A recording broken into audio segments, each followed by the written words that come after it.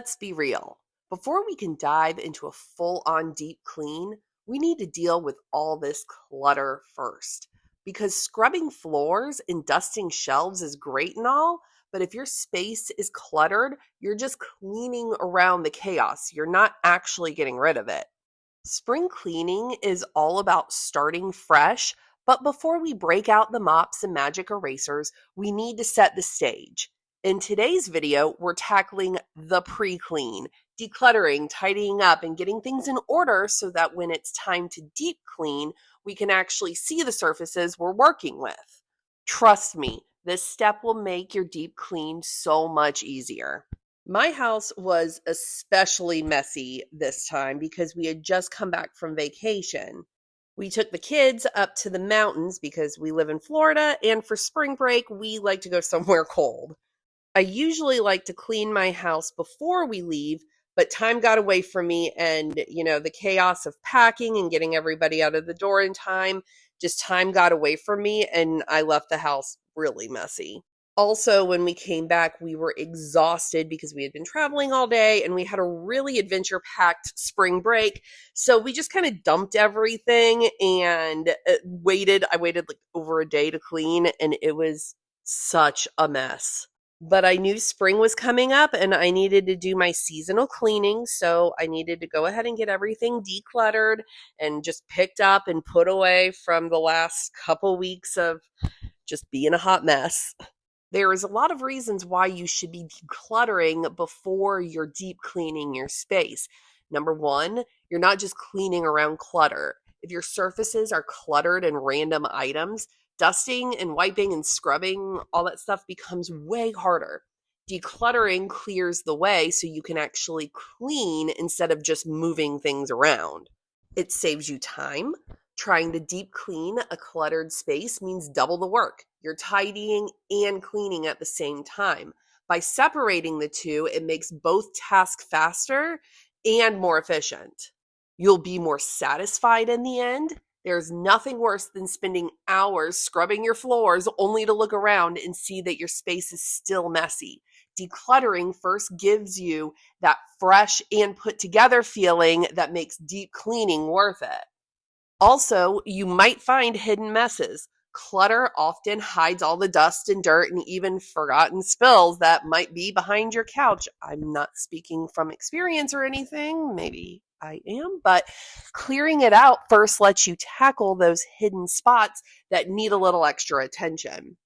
Also, if you're wondering why I have so many containers of Zevia, it's because Publix was running a BOGO on it and it's expensive. So whenever it goes on sale, I always stock up. I think I have like 8 cases in my refrigerator right now.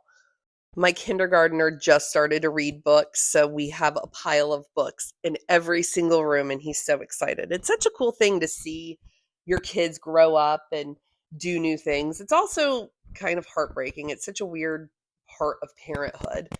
But anyways, what I'm doing right now is I'm just kind of going through the clutter, and I'm not putting anything away per se. What I'm doing is I'm creating piles. So I've got the book pile, I've got a toy pile, I have a pile of stuff that needs to go to the bathroom. Like, just you make piles in a central location, and it makes it so much easier to put things away since you're not constantly running back and forth to put things away. This is an area that's central to my house, so it's actually perfect for all my piles.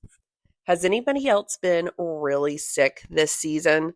I thought I had COVID when I came back from spring break. I'm very thankful that the test came back negative, but this whole cold and flu season has been so rough on the entire family. We've had ear infections, strep throat, the flu. We even had scarlet fever. I was very shocked when my son got the diagnosis of scarlet fever, but it turns out it's just strep throat with a rash and antibiotics take care of it. But it's still been a very rough cold and flu season. All these clothes that I'm getting off the chair are clean. They just need to be folded.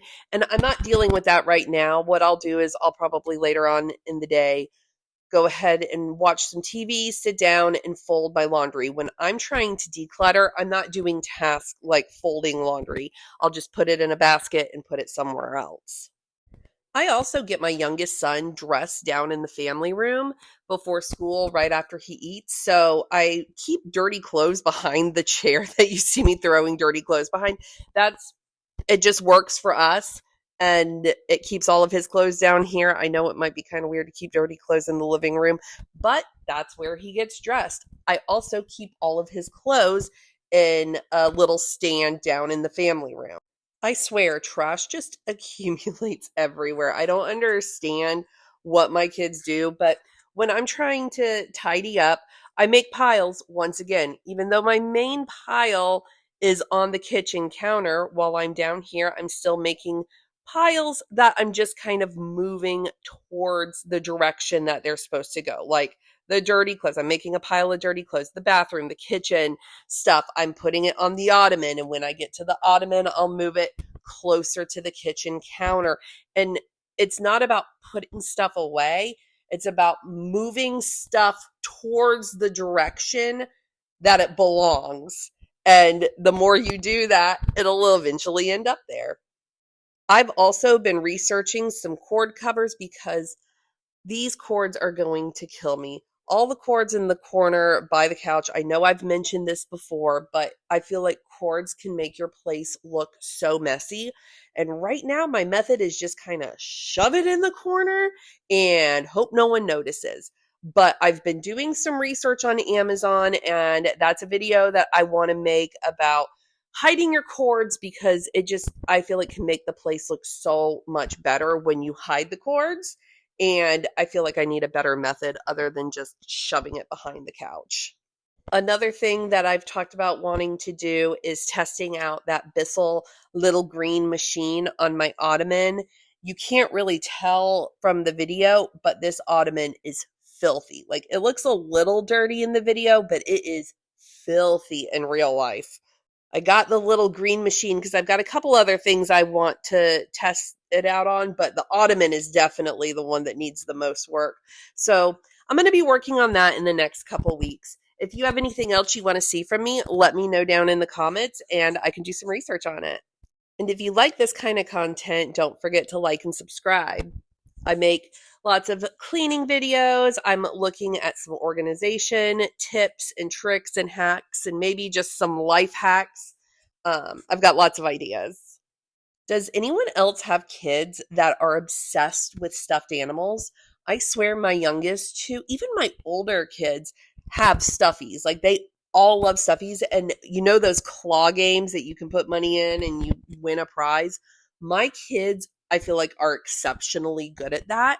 And every time there's a stuffed animal one, they come back with like 5 stuffed animals every single time. So we probably have over 200 stuffed animals in this house, and the kids play with them all the time. But as you can see here, I'm just once again making piles. My kids' stuffed animals that are going to go in the playroom. I've got my bag of trash, my pile of clothes or dirty clothes, and stuff that goes into the kitchen. It's just, instead of getting up and putting stuff away, I know I've said it a couple times, but it saves so much time in the long run if you can just put all the stuff together. Oh, bless me. Oh, is another sneeze coming? Nope, we're good. But it makes things so much easier if you can just pile everything up and take it out one at a time. And this is the little cabinet that I was telling you guys about where I keep my son's clothes. It's my little stand next to where I sit, but it makes it so much easier because right after breakfast, I just change him down here and put his dirty clothes behind the chair. That's another tip I have. Just because something doesn't quote unquote belong there, if it's where you use it, put stuff where you use it and where it's the most convenient for you. I mean, you're the one living in your house, you know where you use things. Also, my 6-year-old always writes me little notes with little pictures on them of hearts. I love you. How sweet is that? So those always stay on the table next to where I sit. He's such a sweet little boy. All my boys are sweet. So here is my son's craft corner, and he loves to draw and cut and glue things together and basically just make a really big mess. I mean, it's amazing how fast they can make messes, isn't it? I've pretty much dedicated this entire chest. I don't know what this would be called. An armoire, maybe? I don't know. What is this called? I don't know what they're called. But I've pretty much given it to my kids, and it's become like where we keep board games. It's also where we keep arts and crafts. The top right hand drawer has just become kind of a catch all for little tiny toys and stuff. I know it's not the most organized thing, but you know what? I can close the drawer and it's out of sight, out of mind. And the bottom part, I keep all the arts and crafts and like Play-Doh and stuff like that. So it just helps keep everything organized. Also, my son is obsessed with presidents, so he has 1 through 47 written on little pieces of paper, and him and his brothers will draw out numbers, and if they get like number 10, they have to guess who the 10th president is. It's actually kind of cool because they're all kind of learning the presidents together. So this is my suitcase from the trip that I still haven't unpacked. And you know what? I'm not doing that right now because once again, this is a project that I can zip up and put off till later. I know that it's probably not the best way to do it, but you know what? I'm trying to get through a lot of decluttering, and something like folding laundry or unpacking from my trip is just going to take up way too much time. That's not what this is about. This is about getting the place quickly decluttered and organized so you can start doing your deep clean. Now, your place is going to look like a mess. See, right here, my kitchen counter, even though I've already cleaned the kitchen, still looks like a mess because I've got the piles. This is part of the process. Trust the process.